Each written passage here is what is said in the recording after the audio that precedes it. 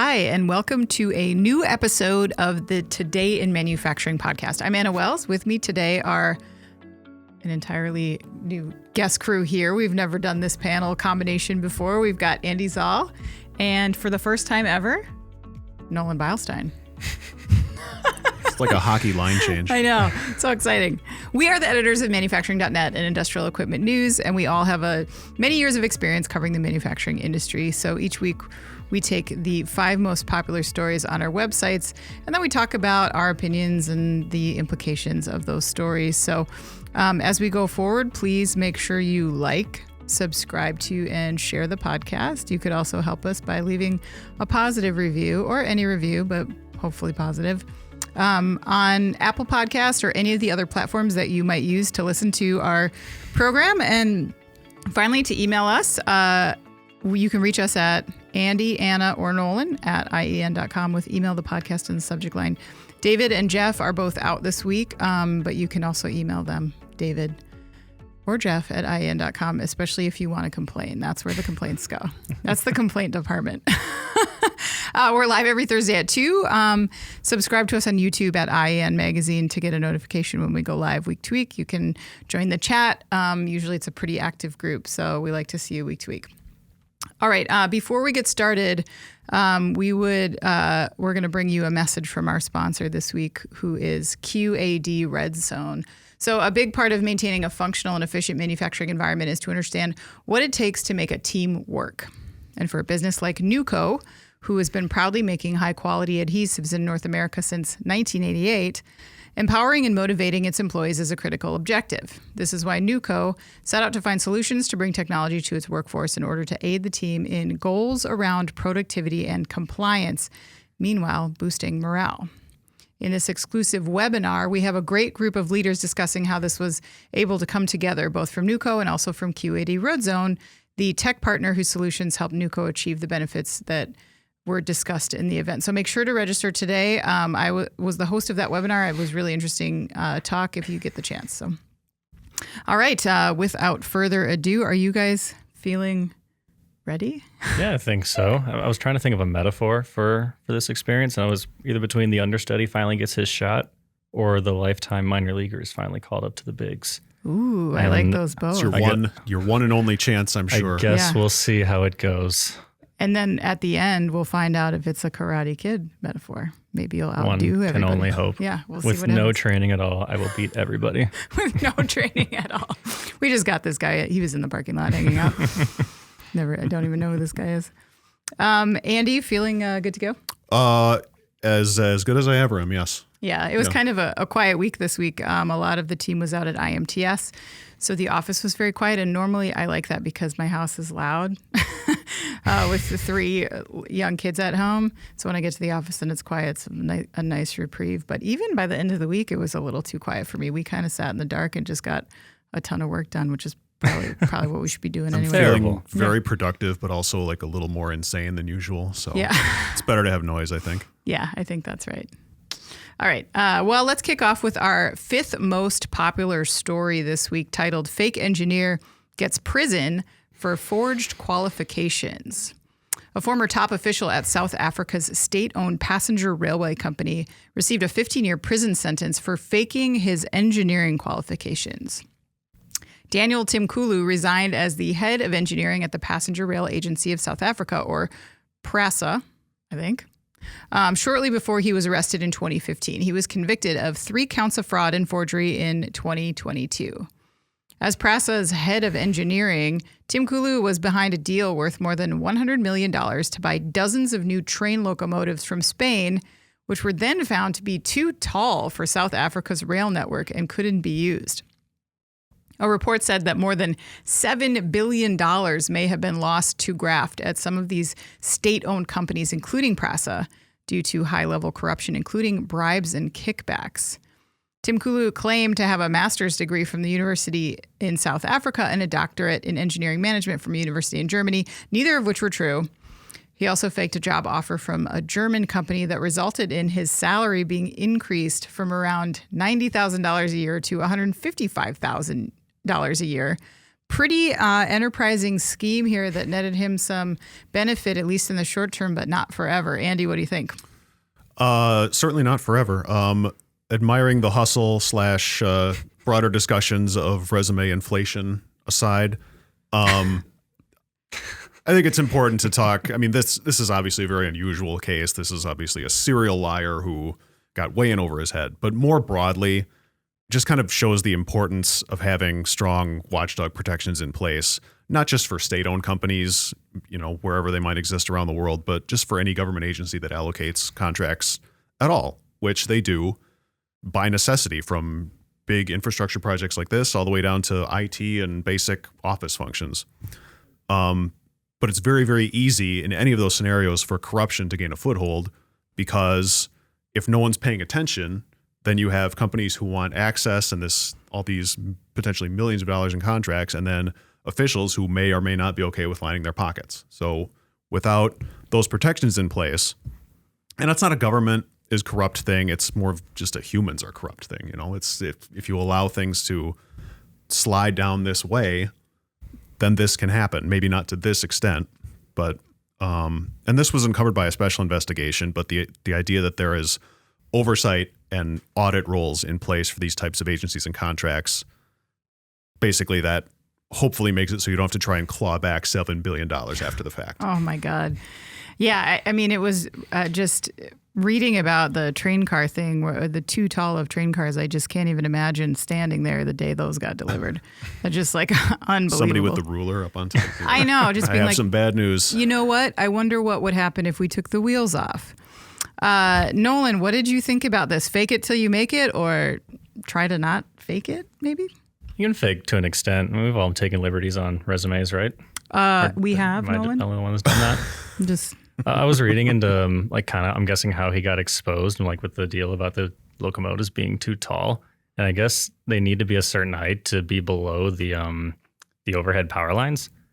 And they would have been too close. I guess in South Africa, this is according to a publication in South Africa, they need to be, the locomotives that they were getting were about 4.1 meters high. They can't be over 3.9.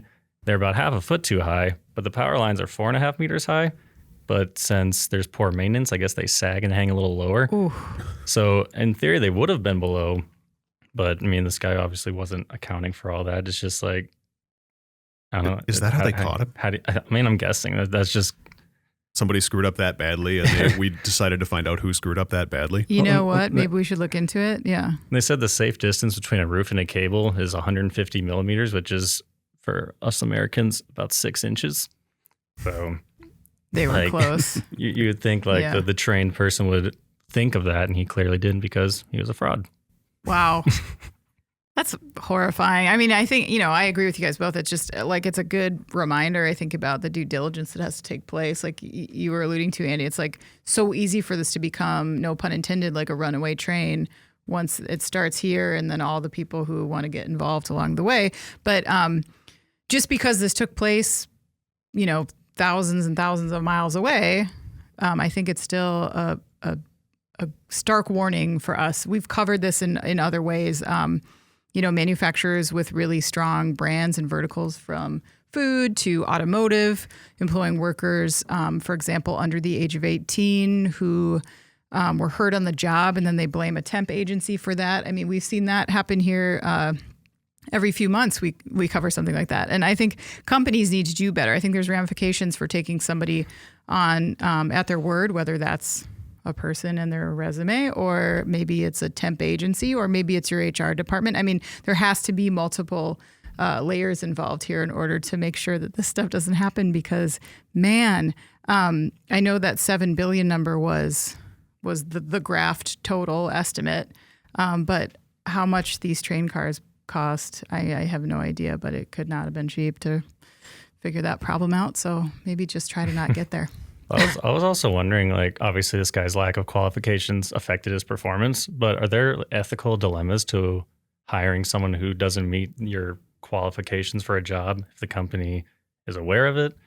Are qualifications relative, or at what point does it matter? It seemed to matter here.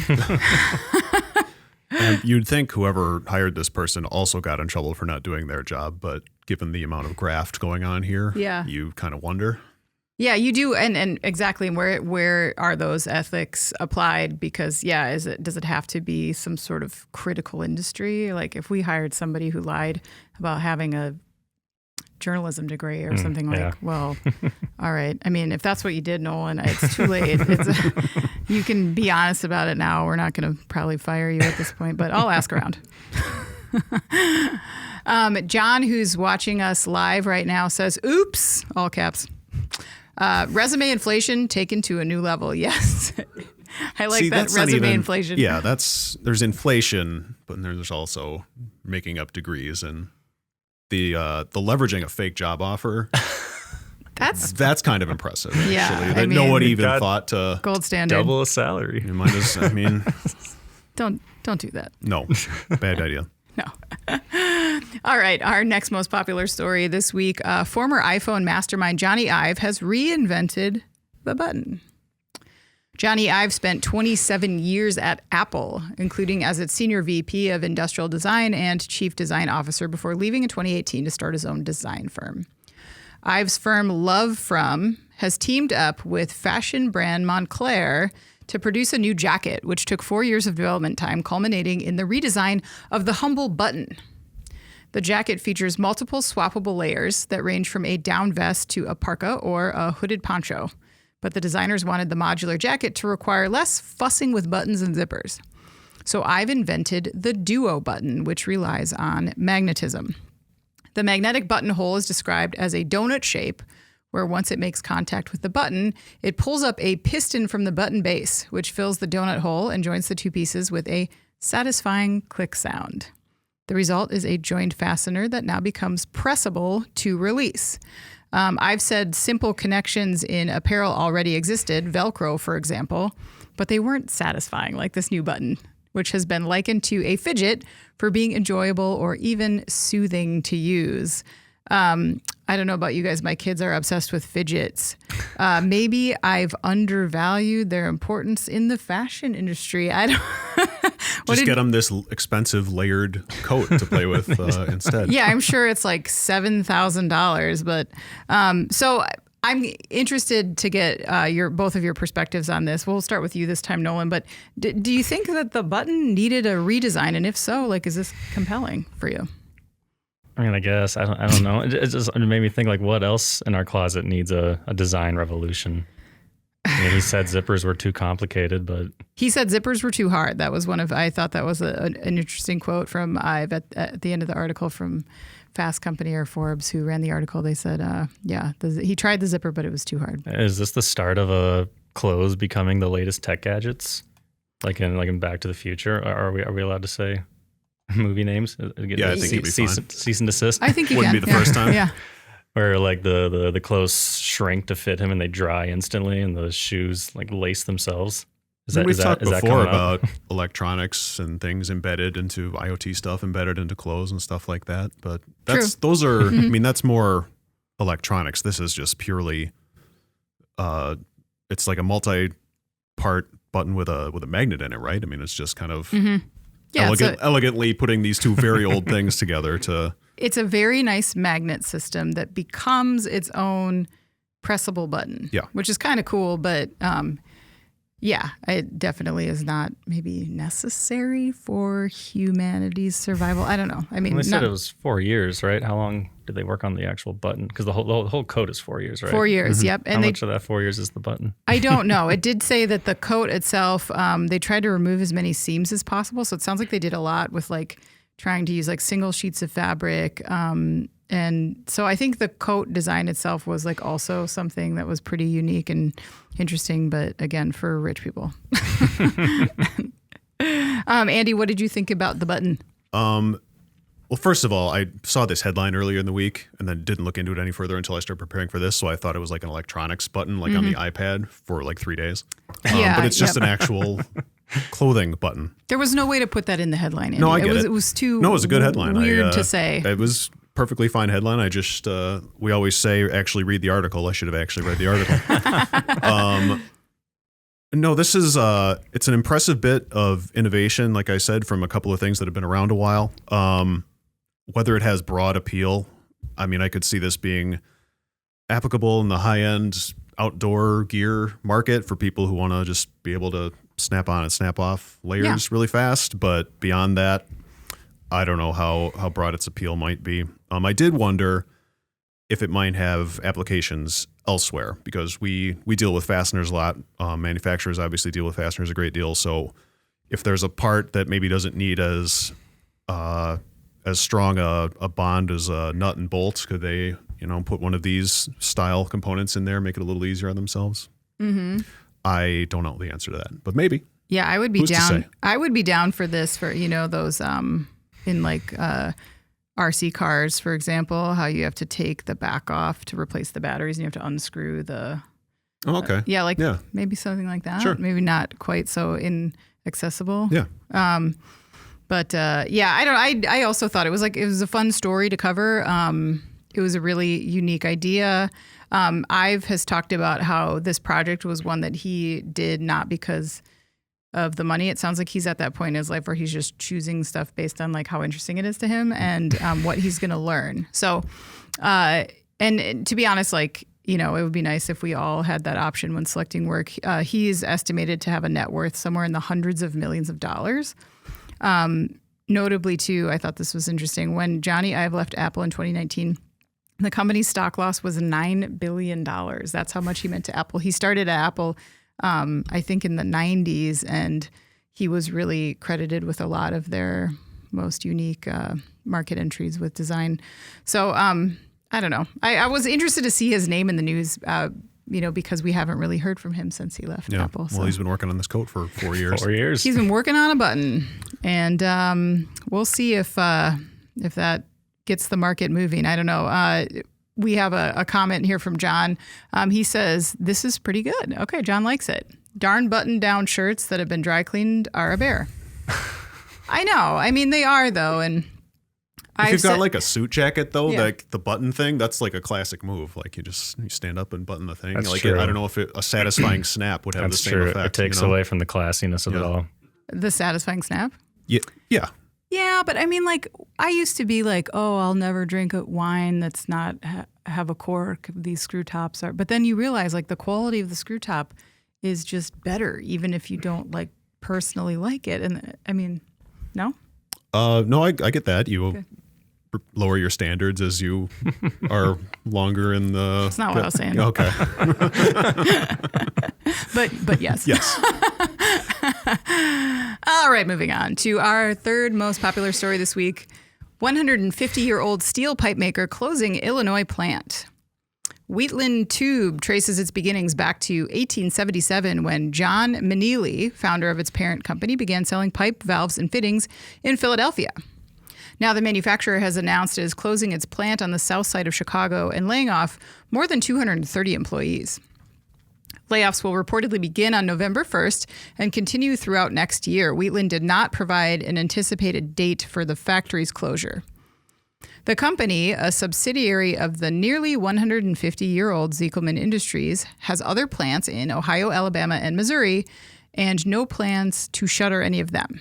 Ziegelman told the Chicago Tribune it blames the plant's closure in part on a large influx of steel imported from Mexico. They also accused the U.S. of not enforcing a higher 25% tax rate on Mexican steel imports. The company says it may be able to transition some workers to other plants. Andy, what was your first take on this? My first was a little bit of skepticism. Ziegelman is asking us to take them at their word that cheap imports are to blame. And that's been a real and serious issue for steelmakers in the U.S. for years and years and years and years. But they also, there's a couple of things. First of all, they just sent out a press release like 20 minutes ago about a integrated marketing campaign to spotlight the issue of illegal imports. That's 20 minutes old, so I'll need a little more time to process that. Sure. But also they just announced at least a couple of expansions. Couple plants in Alabama in July, including a Wheatland one. Now, the company has said that those will be targeting the green energy sector and solar plants in particular, but they didn't really go into why those parts couldn't be made in Chicago either. So I'm a little skeptical of this. As far as imports from Mexico goes, this certainly won't go and do anything to quell the concerns that manufacturers from China might use factories in Mexico to kind of get around the tariffs that are on those parts already, and could go up depending on how things progress in Washington in the coming years. But I'm a little skeptical just off the bat. So you think grain of salt. I agree that there was some confusion for me as well around what their strategic plan was geographically. Nolan, do you have any thoughts on that? Oh, yeah. So Andy mentioned the expansions. I think those are announced in July for Alabama. And then I found one like from April, $120 million to expand wheatland product offerings in Arkansas. So and they're closing shop in Chicago, at least at that one plant. I'm wondering, like, is it favoring Southern operations more? Is there something more appealing down there that you're not getting in the Midwest? They wouldn't be the first manufacturer to move south to find lower labor costs or a better regulatory environment from their perspective, or whatever they might be looking for. It wouldn't be unprecedented or anything. Yeah, I think so too. I think that there's a lot that's maybe not being said here. The Ziekelman, so Barry Ziekelman, who's the executive chairman and chief executive officer at Ziekelman Industries, is really going after the U.S. government on this. He was quoted as saying in the Tribune, "All we ask is for our trade agreements to be enforced. Instead, there will be Americans out of work at a company that pays life-sustaining wages and benefits. How does this help promote the American dream?" Unquote. I think that they're obviously trying to build a narrative here. I'm not sure if it's supported by some of their other business activities. I think the other thing that's worth mentioning is it's kind of a controversial claim that tariffs are, like a lot of experts believe that tariffs in the end impact U.S. businesses and U.S. consumers. So the fact that he says they're not being enforced and this is causing them problems, I don't know. I don't know if everyone would agree that that's a fair shake. Yeah, I mean, businesses can be charged. They have to pay tariffs. It's a global economy. It's a global supply chain. So they're paying more for their parts, whether they, are taking a bit of a discount when they sell their end products. Their input costs go up. Mm-hmm. So, there's been kind of a bipartisan promotion of tariffs in recent years, and I can't remember when I was looking into this, but I don't think it's increased the share of manufacturing jobs at all, and as a percentage of broader jobs overall. So the idea that we won't still be operating in a global economy, regardless of like what tariffs you put on things, it seems naive at best. Right. Yeah. So I don't know. I agree. It's hard to tell. They're saying they're going to try to transition workers to other plants. They've got all these expansion measures underway. It doesn't look like it's a company that's hurting because of external procedures, but who knows? Maybe they're trying to pass the buck, or maybe there's something we don't know. All right, moving on to our second most popular story this week. The story is titled, "Possibly the largest injection molding machine in the world was just delivered." About 2 years ago, French plastic product maker Belly SAS placed an order with Haitian International for an unusual large-scale machine. Belly managing director Eric Chanal said he wanted no limits on the injection volume, and he told himself that he would take the largest machine in the world so that he could produce very, very large parts. Specifically, Belly wanted to make extremely large plastic containers that could be used as water and rainwater storage tanks in European regions with very little rainfall. This week, after nearly 2 years of development and 5 weeks of installation, the 2-platen Haitian Jupiter 88,000 was officially delivered. I like that name. Yeah. The 88,000. Sounds very sci-fi. And it took a sophisticated logistics campaign. The machine, designed with 88,000 kN of clamping force and an injection volume of 134,000 cubic centimeters, was delivered on 17 trucks carrying some 800 tons of machine and peripheral parts. The operation was the first time a machine of that size was shipped from China to a European country, and it required a custom sea freight plan and careful planning for transport that passed through several different countries. Nolan, let's start with you this time. What were your thoughts on this super machine? So I thought the concept behind the machine seemed promising in theory, but then, like, was it really made to make a meaningful impact? I mean, they mentioned the water storage in drought-stricken areas, or is it more of the cynic in me is like, is it more of a PR stunt to say they have the world's largest something, or possibly the world's largest something? Yeah, possibly the world's largest something. Keep that qualifier in there.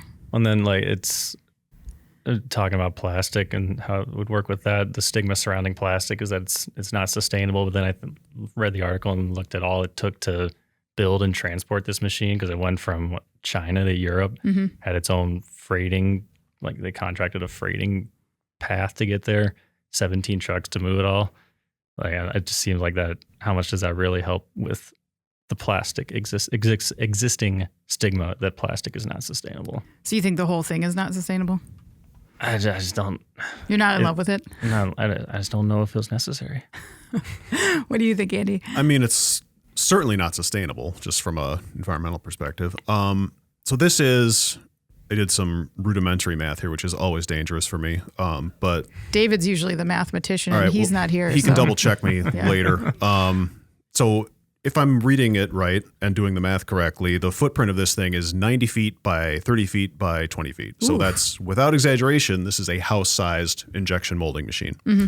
What I thought about here almost immediately was, we've done a lot of stories about 3D printing large objects, and there's been a lot of discourse ever since the advent of 3D printing about how it could eventually overtake injection molding in a lot of manufacturing applications, and it hasn't really happened. I feel like the big oversized stuff market, I feel like that's where it's already maybe ahead, because talking about 3D printing houses, other large objects, that's not unheard of in our little corner of the media world.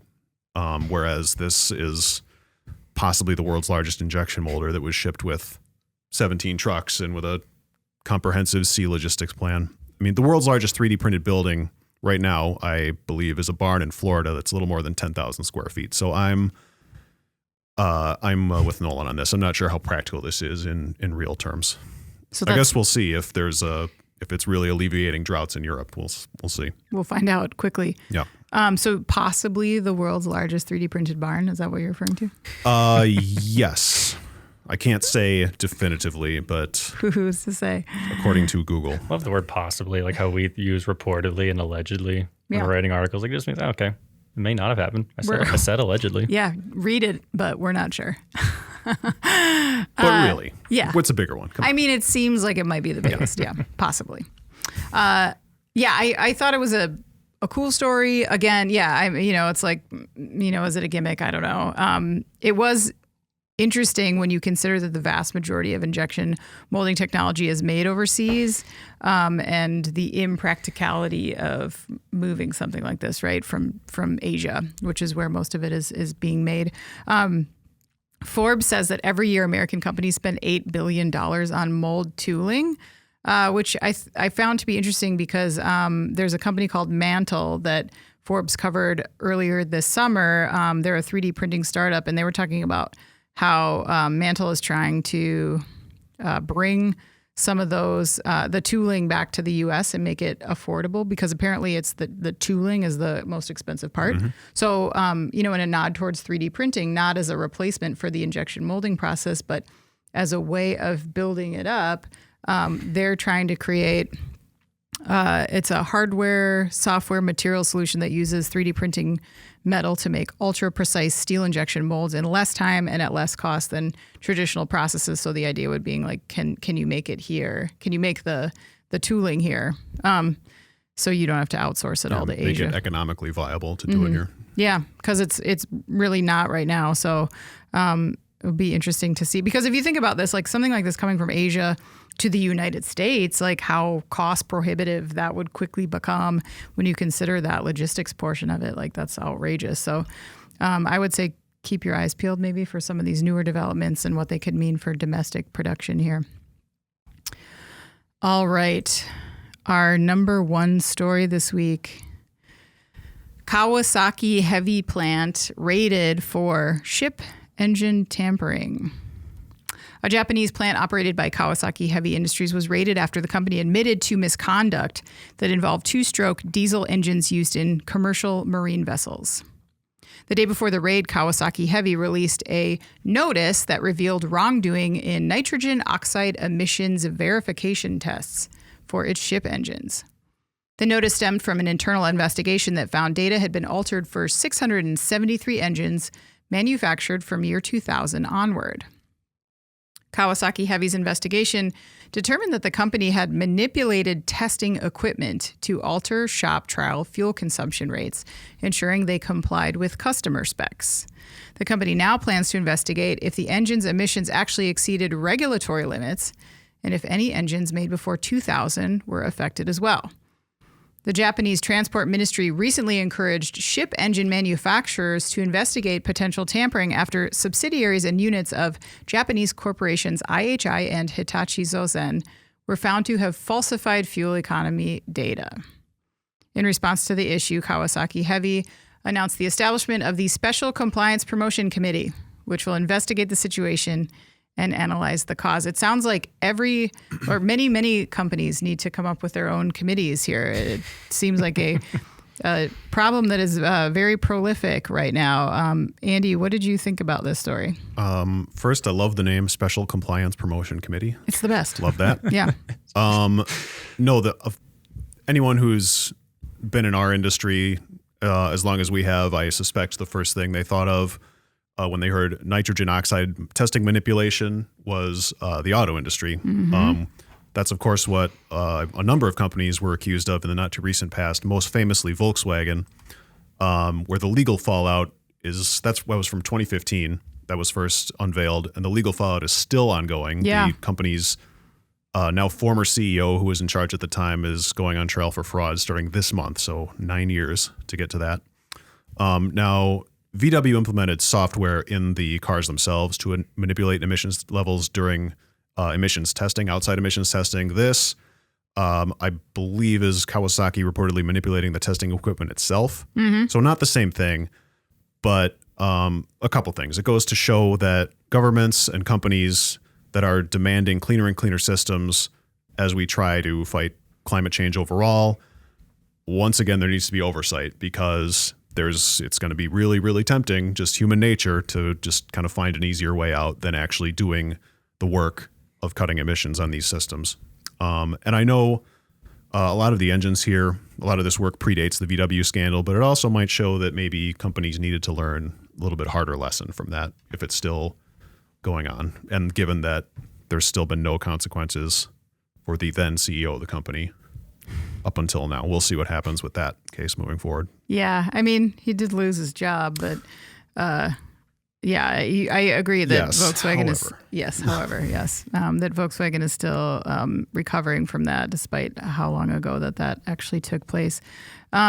So the industries can't self-police, is your take on this? I mean, they haven't. I mean, you can't disagree with you on that. Nolan, what did you think? So, yeah, I did. Okay, I couldn't remember. I did write this story. This was mine. I remember getting towards the end of the writing process and reading like, oh yeah, you probably shouldn't falsify data like that. That's not nice. Probably shouldn't. No. But then, the optimist in me, which I often am, as everyone in the office knows, I started thinking like, oh, they're making amends. They're righting their wrong. And then I was about to wrap up the story, send it to video, and then I got to the part that the committee will also be reviewing fake transactions that they made between them and a ship repair department. And they used that money to buy gifts for the Japanese Navy as a part of some contracts. And those gifts included beer coupons and game consoles, among other things. And then just reminded, we see those stories like that all the time. And then I started thinking how careless can you be? Beer coupons from fake transactions? Are you kidding?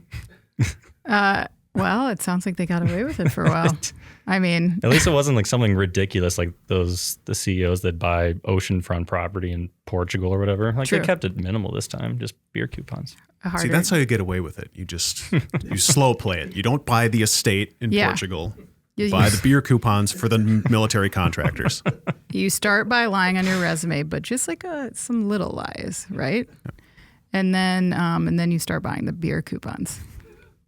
This was disappointing to see because it does, like, I don't know, when I see this stuff and it feels like the pile gets higher of companies that are actively trying to deceive regulators, consumers, like we saw in automotive.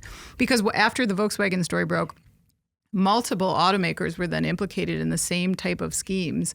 And so you had Dieselgate, but then, more recently, we had that issue with that Toyota factory that got shut down because of the data manipulation on some of their safety tests.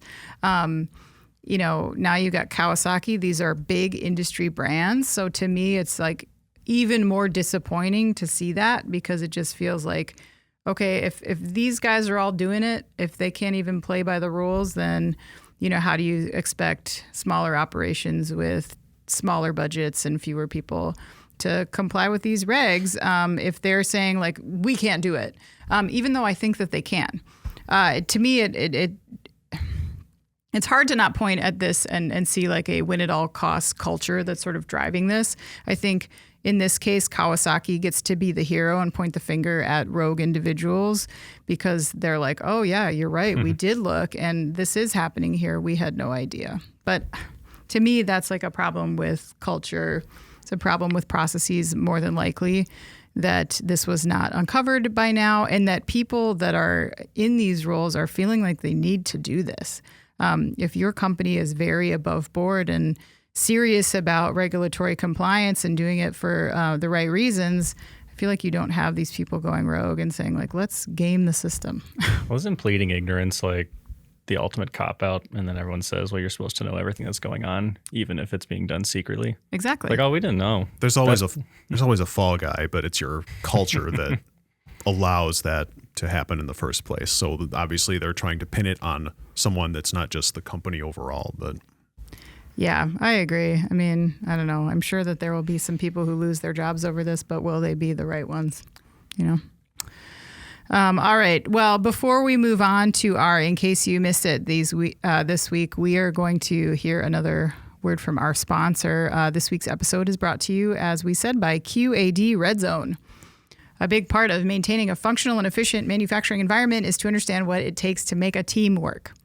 And for a business like Nuco, who has been proudly making high-quality adhesives in North America since 1988, empowering and motivating its employees is a critical objective. This is why Nuco set out to find solutions to bring technology to its workforce in order to aid the team in goals around productivity and compliance, meanwhile boosting morale. In this exclusive webinar, we have a great group of leaders discussing how this was able to come together, both from Nuco and also from QAD Red Zone, the tech partner whose solutions helped Nuco achieve the benefits that were discussed. Register if you can. There's a link below. There's a lot of great and valuable stuff in this short video presentation, so please check it out. All right. Moving on to, in case you missed it, we're picking some stories from the pile. We post a lot of news each week, and some of it gets not as much attention as we would like. Andy, which story did you pick that kind of flew under the radar this week?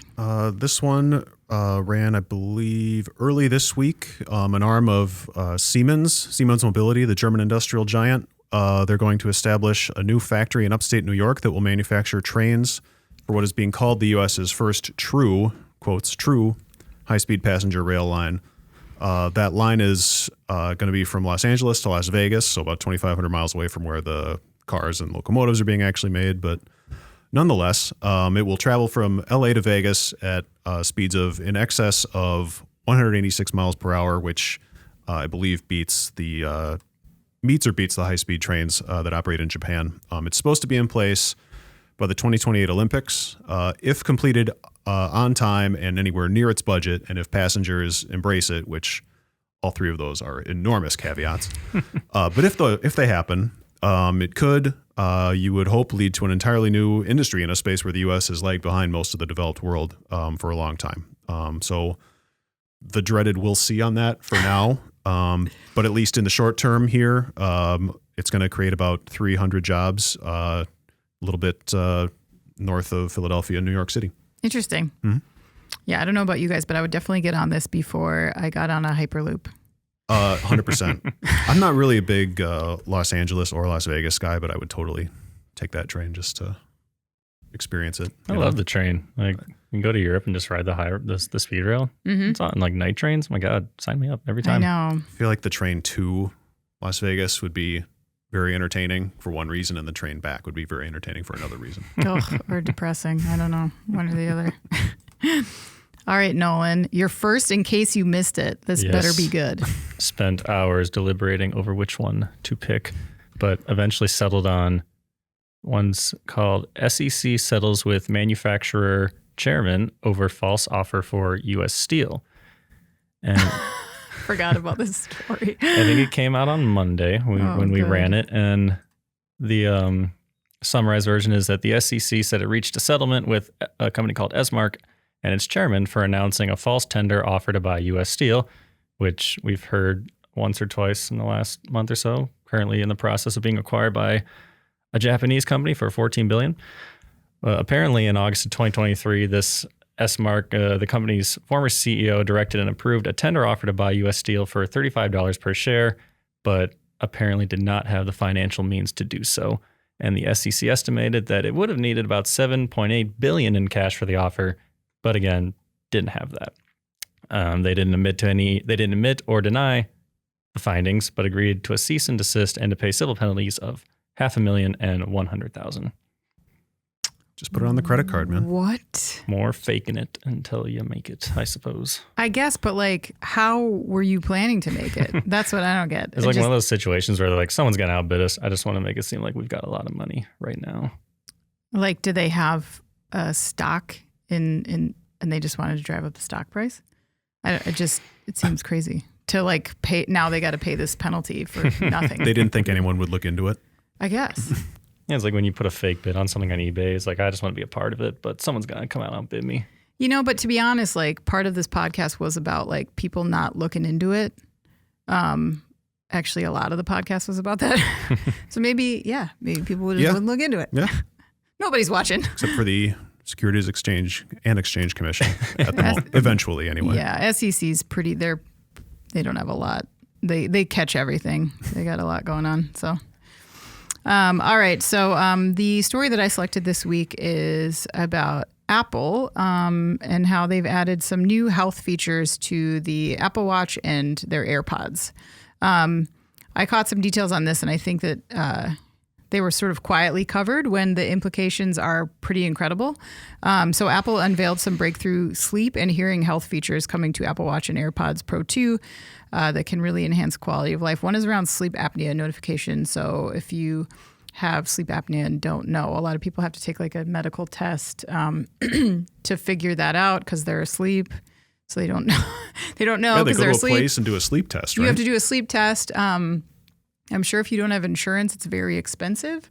I'm sure there's a lot of people out there that don't do it for that reason.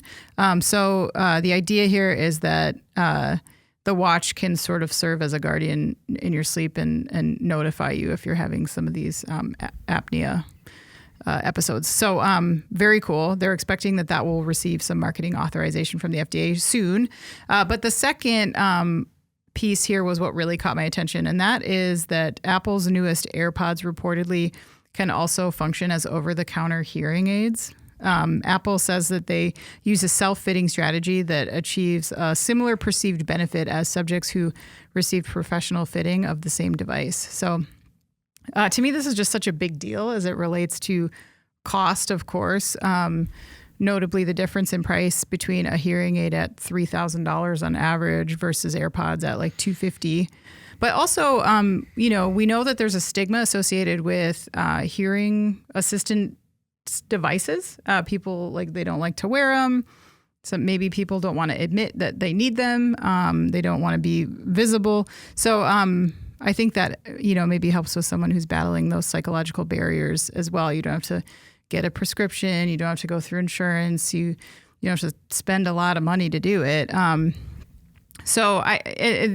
just lastly, just one more cool feature I thought was that these AirPods can also activate a hearing protection feature that function almost like earplugs or noise cancelers when you're in like a loud environment, like a concert or something. So just overall, I think a very cool example of how tech companies can respond to market needs that cross over into medical, and leverage those skills to kind of create solutions that can democratize care where necessary, whether you have, again, a prescription or insurance or lots of money to do this. In this case, it really doesn't matter. You can do it anyway. So just thought that was kind of a cool story. I'm going to have to eventually get a smartwatch, aren't I? Just for health reasons. Yeah, if you want to like obsessively track your resting heart rate. I absolutely do not at all, but I suppose it might become necessary at some point. So you can turn this feature off, and I haven't, but it drives me crazy. I should just turn it off. It will drive you crazy. Mm-hmm. There's this alert that tells you when you need to stand up, like you've been sitting for too long. And then when you do it, it buzzes you and then says, "Great job." And it is like the most condescending. It's a watch, so I don't know how it can be condescending, but it is. I don't know. So every time it if you choose to take it the wrong way, and I 100% would choose to take it the wrong way. It's like I think the words are, "You did it." Yeah. It's like, thank you. Thanks. Don't judge me, Apple. The equivalent of like when Netflix says, "You still watching?" It's like, yeah, I I'm know. still watching. Like, yes, I'm still sitting you here. You think I have a life? Of course I'm still watching. I've not left. Rude. Ryan, who is listening to us live right now, said, "Great choice, Nolan." Great choice, Nolan. Positive feedback for Nolan's first day on the panel. I know not everyone gets that same courtesy. I've heard that. Yeah, it hasn't happened to me. The newcomers can get are subject to criticism. Oh yeah, I mean, if I get any emails like just putting you completely on blast, I will forward them over to you so you can read them in detail. I love hate mail. We'll read them out loud in front of everybody. Yeah, it doesn't bother me weeks later. I forget it immediately. That's David style. All right. Well, before we go today, let's close with some final thoughts. Nolan, what's your final thought this week? So yesterday, actually, when I came back from IMTS in Chicago, it was a long day. I did a lot of driving. I went to a concert in the Alpine Valley, I believe the venue's called. Yeah. Saw Noah Kahn. It was a good performance. He's got a good voice. I only know a few of his songs, but I thought he was a good performer. And then just the venue's very cool. It's like an amphitheater kind of looking thing where the stage is way down there and the crowd's all on a hill. And it is in the middle of nowhere, Wisconsin. And to get out of there, there is like 2 exits for a giant field. I think they hold, I don't remember exactly how many people they hold, tens of thousands. And everyone's trying to get out at the same time. And I just thought, man, I wish my car could vertically take off right now and just get out of here. This is what the eVTOL is for. This is what it's for. Forget urban transportation. Yeah. This is it. This is the only application we needed that for. To get you out of Alpine Valley. Yes. I think it's like 2 hours, I think.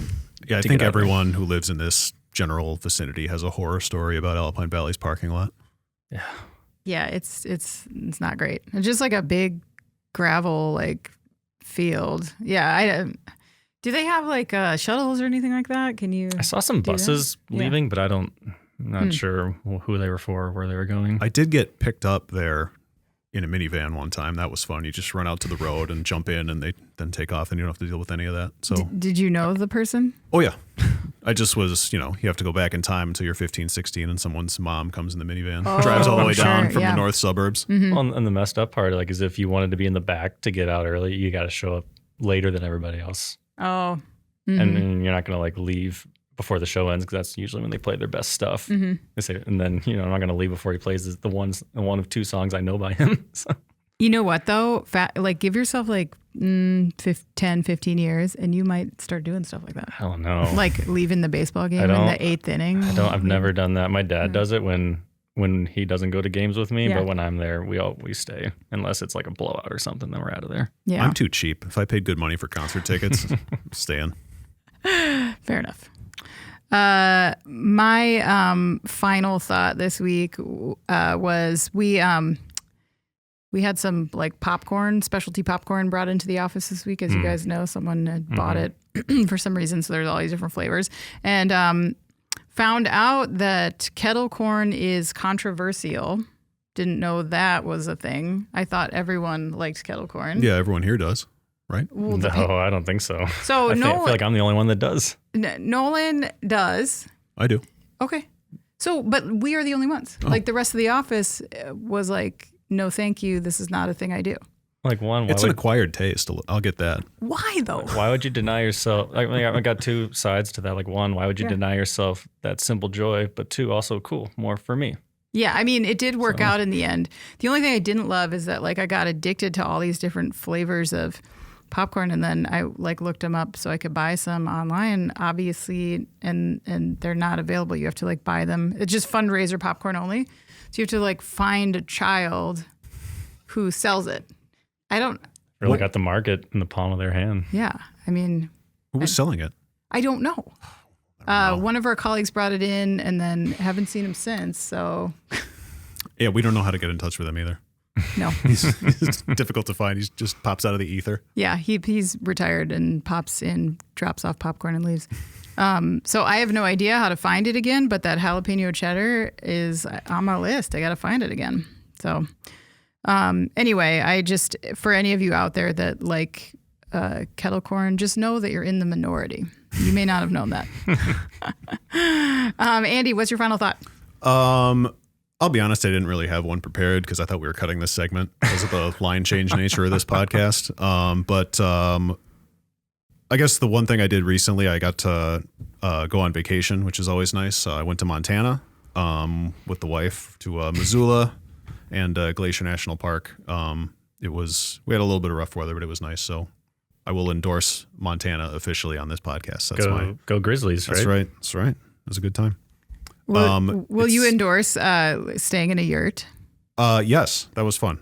It was exactly what you'd think. It was just an enormous tent, but like weirdly sealed in and pretty decent climate control. Actually, it gets a little cold up there. So we had the little natural gas heater going. But yeah, I'd recommend it. It's not like camping, but it's not like being in a hotel. So it kind of bridges the gap. So you're kind of faking it, but that's okay. It's the glamping, right? Is that what they call it now? Yeah, I think so. There's a lot of gray area in camping. Don't worry about it. You can should do camp. whatever you want. You should camp if you have the ability to drive to Glacier. You should camp there, despite the grizzly bears. They'll be fine. Bring some bear spray. Yeah. Yeah. Do not bring any kettle corn. Yeah. Oh yeah, they'll hammer that. And bring some bear spray. Yeah. Is there any horseback riding? Not to my recollection, no. All right. Well, that about wraps it up for us today. Thank you so much for joining us today, our live audience especially. Please make sure to like, subscribe to, and share the podcast if you haven't. And of course, email us to put us on blast for all of our very controversial takes today. Nolan, Anna, or Andy at in.com with email the podcast in the subject line. Please also subscribe to our daily and weekly e-newsletters. We send the podcast out weekly in those sends, and you'll get to see it as well. So again, thanks, Nolan, for first timer joining us today, and Andy again for always being so cheerful about filling in. That's right. And thanks, everybody. We'll see you next week.